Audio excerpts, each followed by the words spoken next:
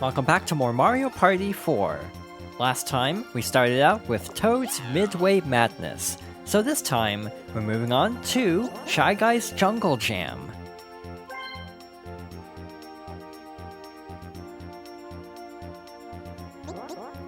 I guess it's party time.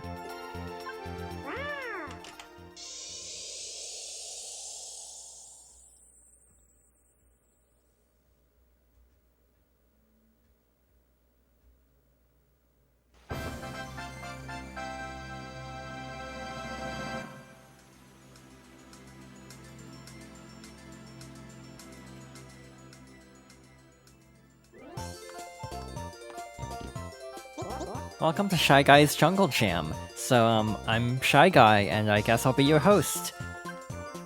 I'm not bold enough to go on real adventures, so I made my board look just like a wild jungle. Deep in the heart of this jungle lies a mysterious world for you to explore. So, who would like to go first?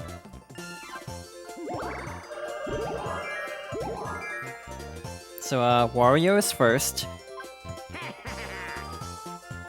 DK is second. Waluigi is third. Yoshi is fourth. Finally, here are 10 coins for each of you.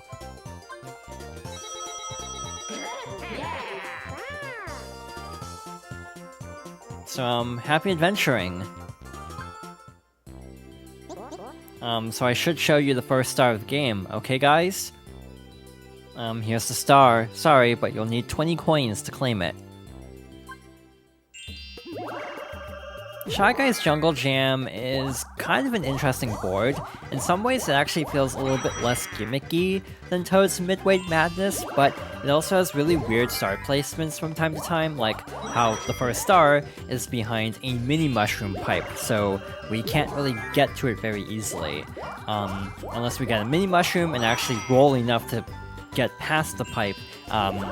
So we probably won't be seeing anyone get a star for quite some time. Alright, so it's time for our first minigame. We have a 4-player game to start things out.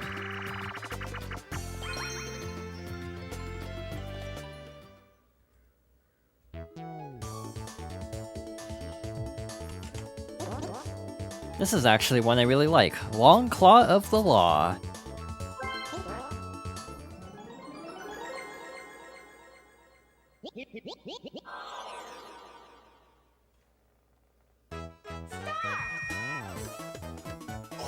So the controls in this are a little bit awkward. We have to use L and R to move this little claw, and A extends it, and we can actually move up and down with the control stick to change which window we're looking at. It's a little bit odd. I almost wonder why it doesn't use the control stick for both.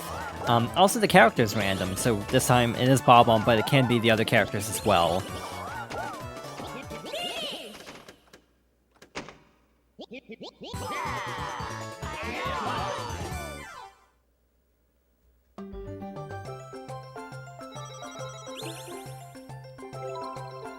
It's always nice to win the first minigame whenever starting out a board.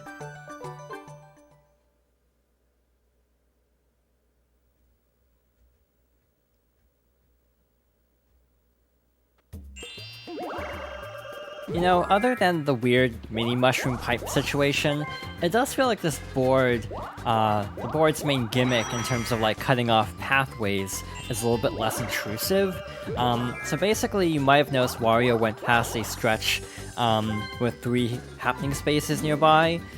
Basically, if you land on one, you have to pray to a Shy Guy statue or make a wish to a Shy Guy statue, and if it approves of your wish, it'll be happy. If it doesn't approve, it'll be very upset and will actually flood the main central path of this area. So that's kind of the main mechanic of this board.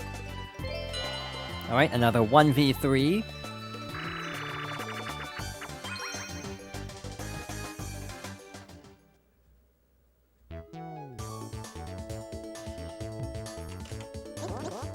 Alright, so blame it on the crane once again, which actually works out because I have something I needed to say about this minigame.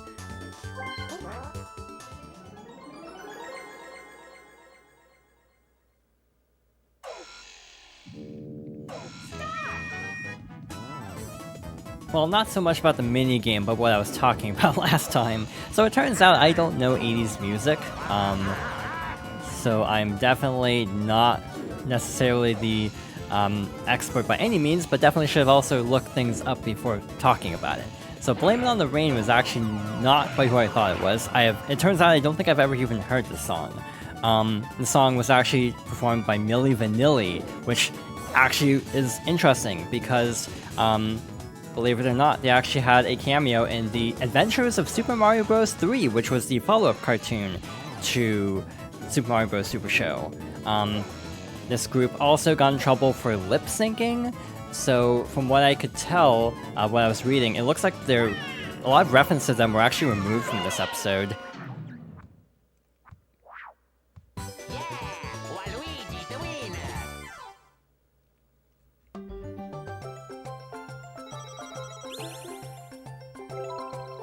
I've definitely seen the one player win more than the 3 players. I almost feel like the movement speed is so slow and the conveyor belt makes it really hard to escape, so I usually see the one player succeed in this.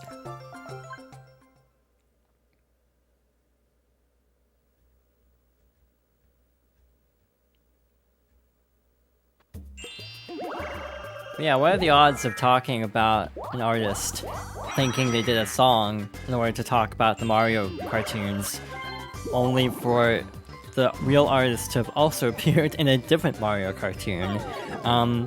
Yeah, from what I could tell, like looking through information on this cameo in this one episode of The Adventures of Super Mario Bros. 3, yeah, the original episode heavily referenced Milli Vanilli, and then they basically, removed the references, or like, removed specific references in later airings and re-releases because of the lip-syncing controversy. So yeah, it's kind of a weird, like, slip-up on my part that actually led to discovering something very interesting about extended Mario lore, of all things. This is a really weird situation to be in with this board, considering, like, we're all kind of just gonna be going in circles until we can actually get a mini mushroom and get over to that pipe. Alright, another free-for-all minigame. I do prefer these in general.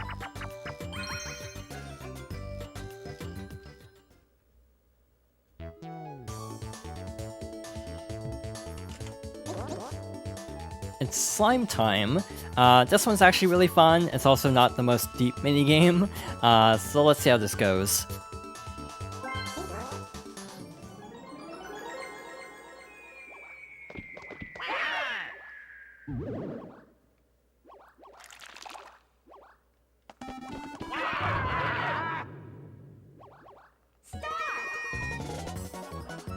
So all you do is mash A. This game really likes button mashing, actually. There's quite a few minigames like this.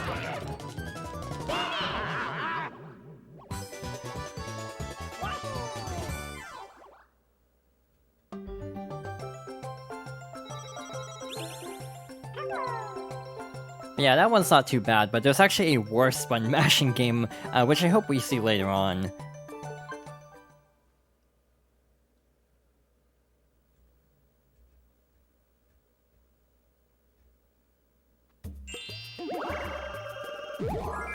So another problem with this board, not problem per se, but another interesting thing about this board is the boo placement is also behind the same pipe.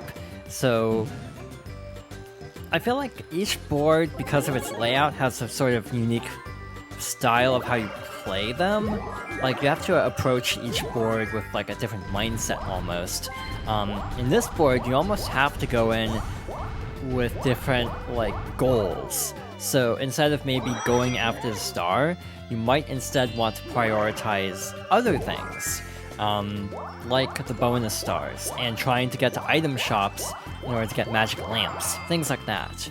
The star will appear outside of mini mushroom pipe routes, but it does feel unusually common. So again, this is one of those choices. We could either risk this space to get a mini mushroom, or alternatively, we could try to go for the happening star, which I think I'll actually try. Cast your wish into the Shy Guy well. What kind of wish do you have?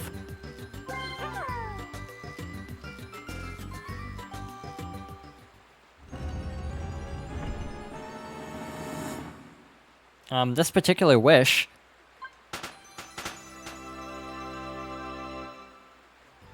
pleases the Shy Guy well.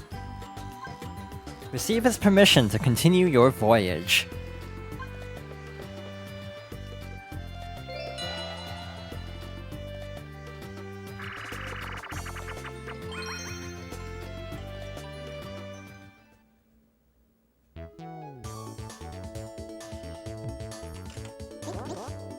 I'll be honest, we're already getting a lot of do-overs and we're only on the second board, which is a problem I have with Mario Party 4 in general.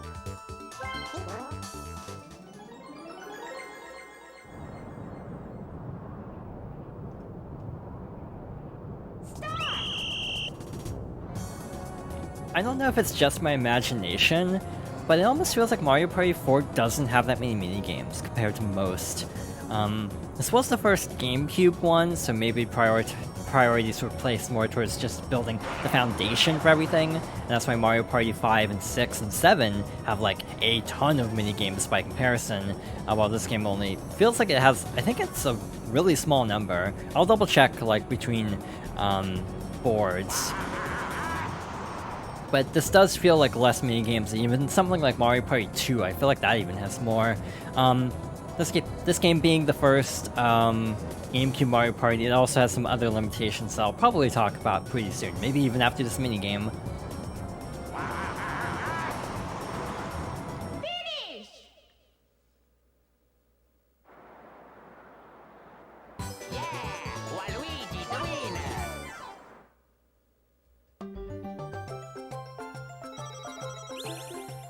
I'm not really happy about giving Waluigi coins for reasons that'll become apparent very soon, but I definitely need the coins as well.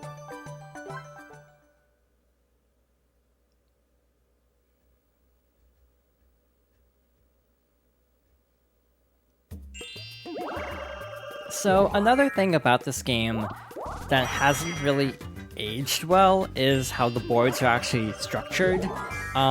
We have these like grade pathways constructed over like backgrounds basically. I feel like previous Mario Party games, everything was set up. Oh, that is Klepto, by the way. He can take you to the opposite corner of the map, the like lower right area, kind of where DK is now.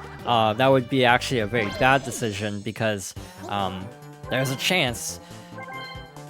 Luckily, Waluigi went for a warp pipe instead of the Boo's crystal ball, and also there was no magic lamp. So that definitely worked in our favor, actually.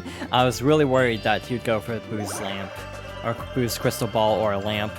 I was hoping for another two, just to get the happening star, but oh well. I kind of want a mini mushroom to try to get through that pipe. And there we go, so now we just have to get over there. Another 4-player minigame.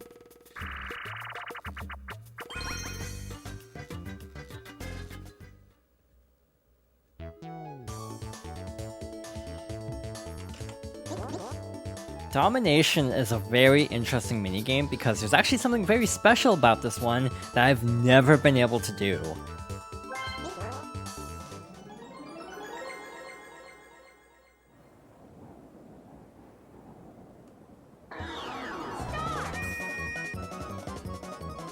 So all we have to do is mash A as fast as we can in 10 seconds. The record is 80, but something special happens if you get 100. I've never gotten 100 in this minigame, and I don't think that's about to change. That felt really slow.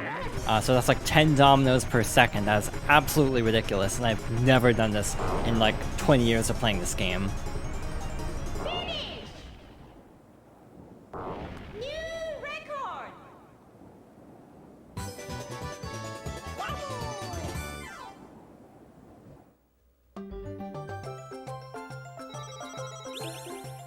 I mean, I'm happy I got the new record, I just wish I could someday get that unlock.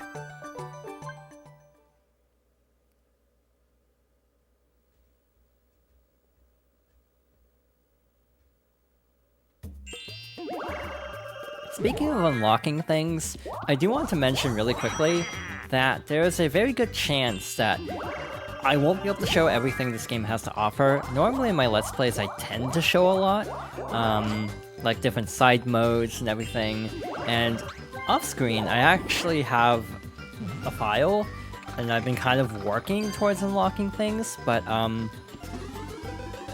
it takes a long time. This game is very time-consuming. In theory, if you wanted to complete this game, you have to play through the story mode with each character, so that's 8 times. On my own time, I've done it twice. So hypothetically, if I wanted to unlock everything, I'd have to do 6 more playthroughs off-screen. So just as a heads up, I might not actually go to that much effort to show everything. That is a problem. Luigi now has a magic lamp. Where is he going now? That was actually a very good strategy, swapping with Wario, so he could get another opportunity at the, Oh, we have a battle minigame, so that's gonna be fun. It's battle game time. Let's see how much it will cost to play.